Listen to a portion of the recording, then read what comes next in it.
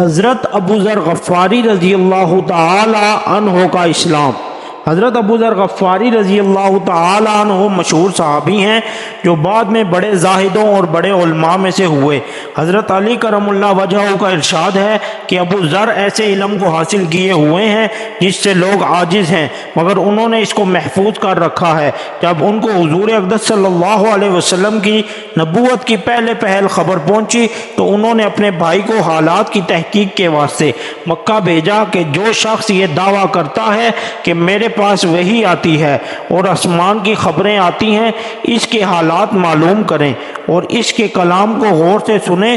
وہ مکہ مکرمہ آئے اور حالات معلوم کرنے کے بعد اپنے بھائی سے جا کر کہا کہ میں نے ان کو اچھی عادتوں اور عمدہ اخلاق کا حکم کرتے دیکھا اور ایک ایسا کلام سنا جو نہ شعر ہے نہ کاہنوں کا کلام ہے۔ ابو ذر کی اس مجمل بات سے تشفی نہ ہوئی تو خود سامان سفر کیا اور مکہ پہنچے اور سیدھے مسجد حرام میں گئے۔ حضور صلی اللہ علیہ وسلم کو پہچانتے نہیں تھے اور کسی سے پوچھنا مصلحت کے خلاف سمجھا۔ شام تک اسی حال میں رہے۔ شام کو حضرت علی کرم اللہ وجہہ نے دیکھا کہ ایک پردیسی مسافر ہے۔ مسافروں کی، غریبوں کی، پردیسیوں کی خبر گیری، ان کی ضرورتوں کا پورا کرنا ان حضرات کی گٹھی میں پڑا ہوا تھا، اس لیے ان کو اپنے گھر لے آئے، میزبانی فرمائی، لیکن اس کے پوچھنے کی کچھ ضرورت نہ سمجھی کہ کون ہو، کیوں آئے۔ مسافر نے بھی کچھ ظاہر نہ کیا۔ صبح کو پھر مسجد میں آ گئے اور دن بھر اسی حال میں گزارا کہ خود پتہ نہ چلا اور دریافت کسی سے کیا نہیں۔ غالباً اس کی وجہ یہ ہوگی کہ حضور صلی اللہ علیہ وسلم کے ساتھ دشمنی کے قصے بہت مشہور تھے۔ آپ کو اور آپ کے ملنے والوں کو ہر طرح کی تکلیفیں دی جاتی تھی۔ ان کو خیال ہوا ہو کہ صحیح حال معلوم نہیں ہوگا اور بدگمانی کی وجہ سے مفت کی تکلیف علیحدہ رہی۔ دوسرے دن شام کو بھی حضرت علی رضی اللہ تعالیٰ عنہ کو خیال ہوا کہ پردیسی مسافر ہے، بظاہر جس غرض کے لیے آیا ہے وہ پوری نہیں ہوئی، اس لیے پھر اپنے گھر لے گئے اور رات کو کھلایا سلایا، مگر پوچھنے کی اس رات بھی نوبت نہ آئی۔ تیسری رات کو پھر یہی صورت ہوئی تو حضرت علی رضی اللہ تعالیٰ عنہ نے دریافت کیا کہ تم کس کام آئے ہو، کیا غرض ہے؟ تو حضرت ابو ذر غفاری رضی اللہ تعالیٰ عنہ نے اول ان کو قسم اور عہد و پیمان دیے بات کے کہ وہ صحیح بتائیں۔ اس کے بعد اپنی غرض بتلائی۔ حضرت علی کرم اللہ وجہہ نے فرمایا کہ وہ بے شک اللہ کے رسول ہیں اور صبح کو جب میں جاؤں تو تم میرے ساتھ چلنا، میں وہاں تک پہنچا دوں گا، لیکن مخالفت کا زور ہے، اس لیے راستہ میں اگر مجھے کوئی شخص ایسا ملا جس سے میرے ساتھ چلنے کی وجہ سے تم پر کوئی اندیشہ ہو تو میں پیشاب کرنے لگوں گا یا اپنا جوتا درست کرنے لگوں گا، تم سیدھے چلے چلنا، میرے ساتھ ٹھہرنا نہیں جس کی وجہ سے تمہارا میرا ساتھ ہونا معلوم نہ ہو۔ چنانچہ صبح کو حضرت علی کرم اللہ وجہہ کے پیچھے پیچھے حضور صلی اللہ علیہ وسلم کی خدمت میں پہنچے۔ وہاں جا کر بات چیت ہوئی، اسی وقت مسلمان ہو گئے۔ حضور اقدس صلی اللہ علیہ وسلم نے ان کی تکلیف کے خیال سے فرمایا کہ اپنے کو ابھی ظاہر نہ کرنا، چپکے سے اپنی قوم میں چلے جاؤ، جب ہمارا غلبہ ہو جائے اس وقت چلے آنا۔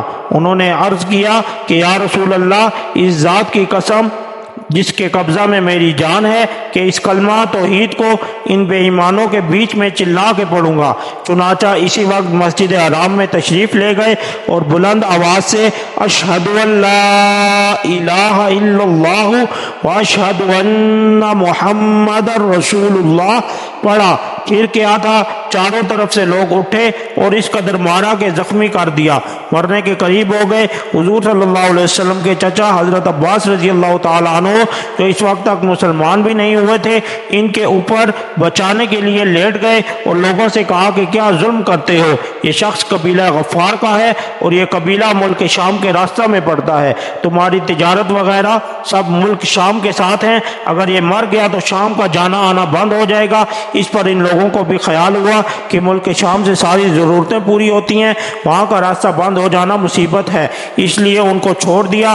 دوسرے دن پھر اسی طرح انہوں نے جا کر بآواز بلند کلمہ پڑھا اور لوگ اس کلمہ کے سننے کتاب نہ لا سکتے تھے، اس لیے ان پر ٹوٹ پڑے۔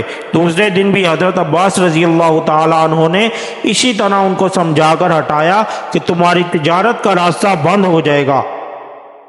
فائدہ: حضور صلی اللہ علیہ وسلم کے اس ارشاد کے باوجود کہ اپنے اسلام کو چھپاؤ، ان کا یہ فعل حق کے اظہار کا ولولہ اور غلبہ تھا کہ جب یہ دین حق ہے تو کسی کے باپ کا کیا اجارہ ہے جس سے ڈر کر چھپایا جائے، اور حضور صلی اللہ علیہ وسلم کا منع فرمانا شفقت کی وجہ سے تھا کہ ممکن ہے تکلیف کا تحمل نہ ہو، ورنہ حضور صلی اللہ علیہ وسلم کے حکم کے خلاف صحابہ کی یہ مجال ہی نہ تھی۔ چنانچہ اس کا کچھ نمونہ مستقل باب میں آ رہا ہے۔